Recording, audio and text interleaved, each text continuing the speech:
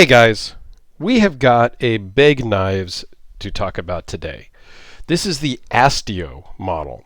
Now this is a model that I don't own one of. I have owned quite a few Beggs, as you may have known or seen throughout my YouTube channel, as well as my Instagram and Facebook and all that. I had a lot of Beggs at one point, and I did sell a couple.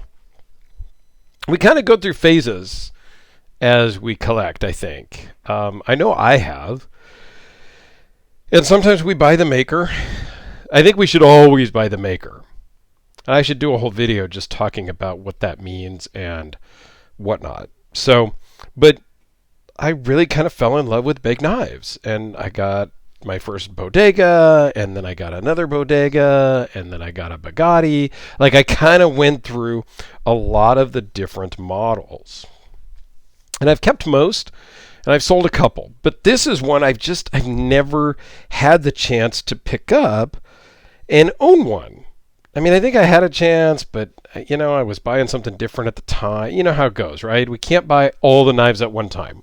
So, anyway, my brother picked this one up, and he picked it up on the secondary market of a Blade Forum or something like that. And like I said in the unboxing, there was a little bit of a story behind this, so I won't go into all the gory details, but it had a lock problem.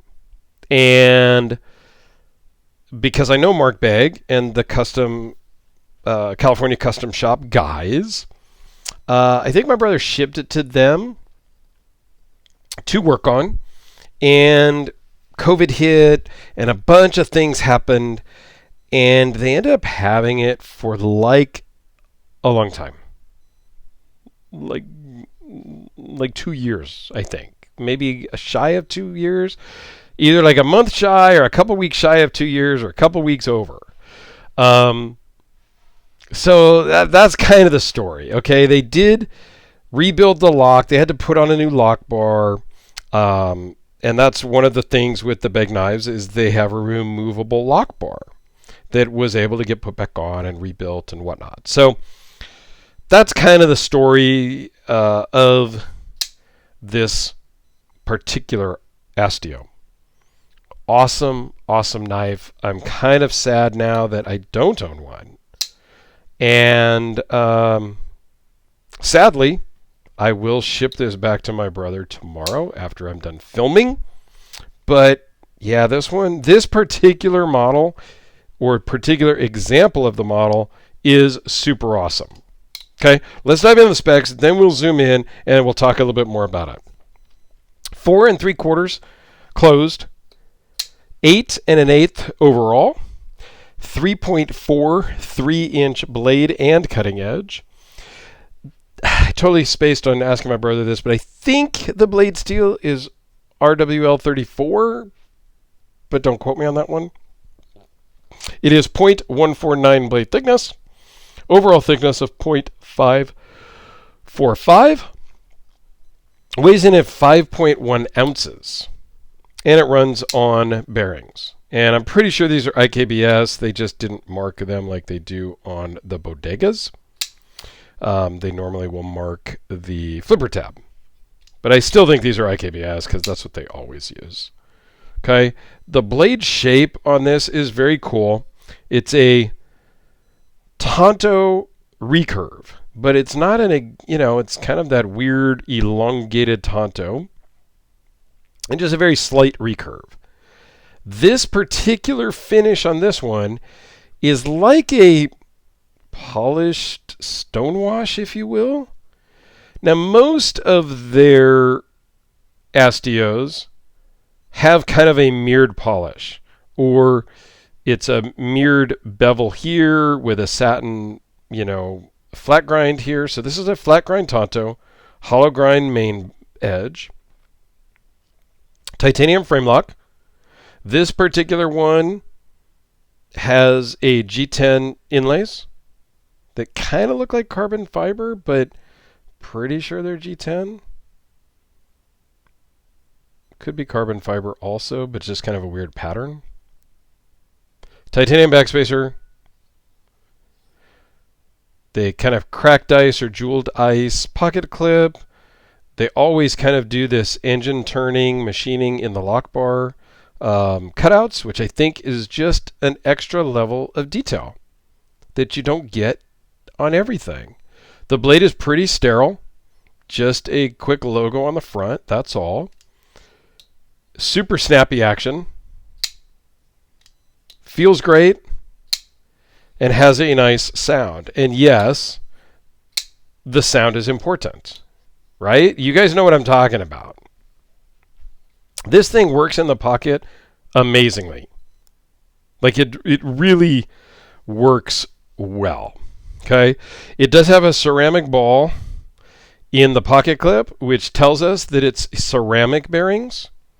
If this was a steel ball, then it would be steel bearings. Okay? That's how you can tell on these. I don't know that they're doing anything with steel bearings anymore.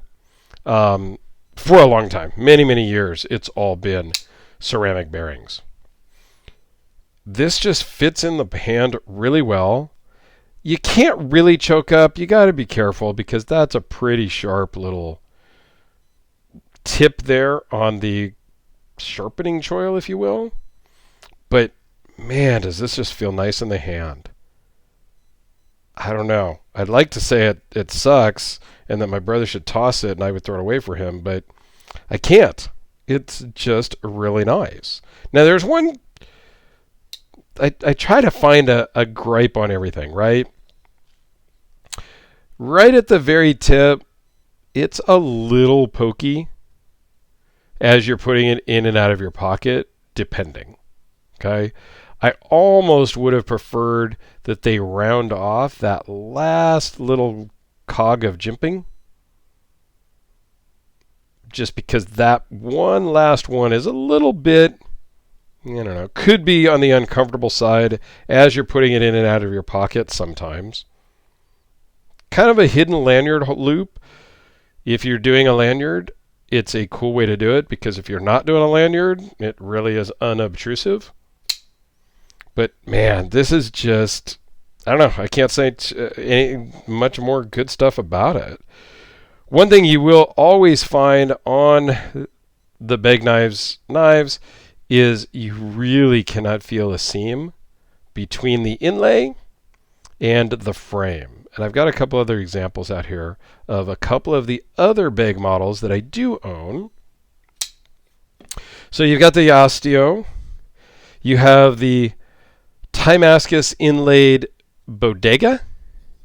And again, this one is even more so you cannot feel the seam. And this is more of their hand rub satin finish, which differs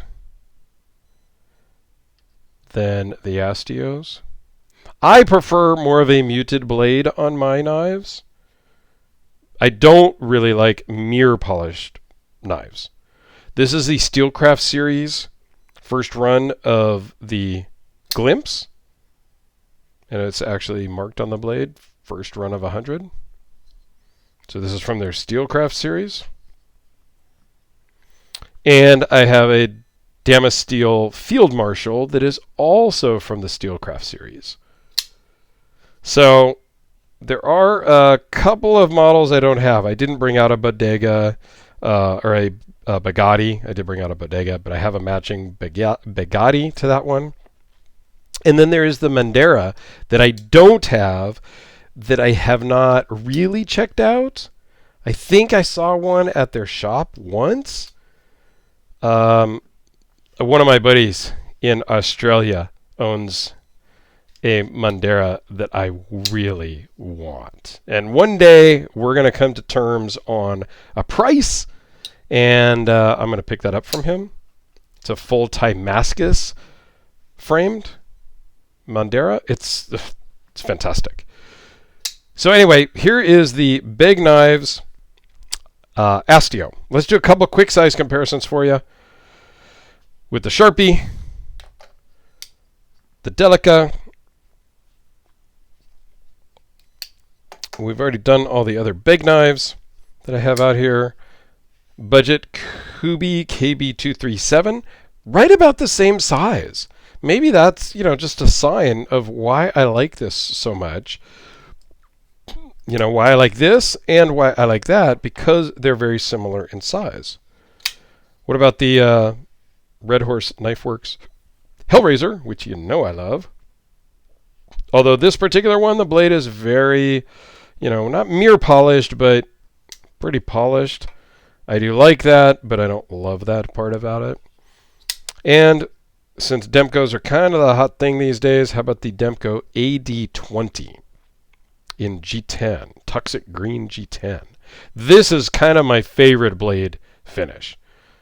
This or a DLC or PVD coated. I do like blacked out blades, but if it's gonna not be a black blade, I really love this, which is similar but a little less shiny than the Astio.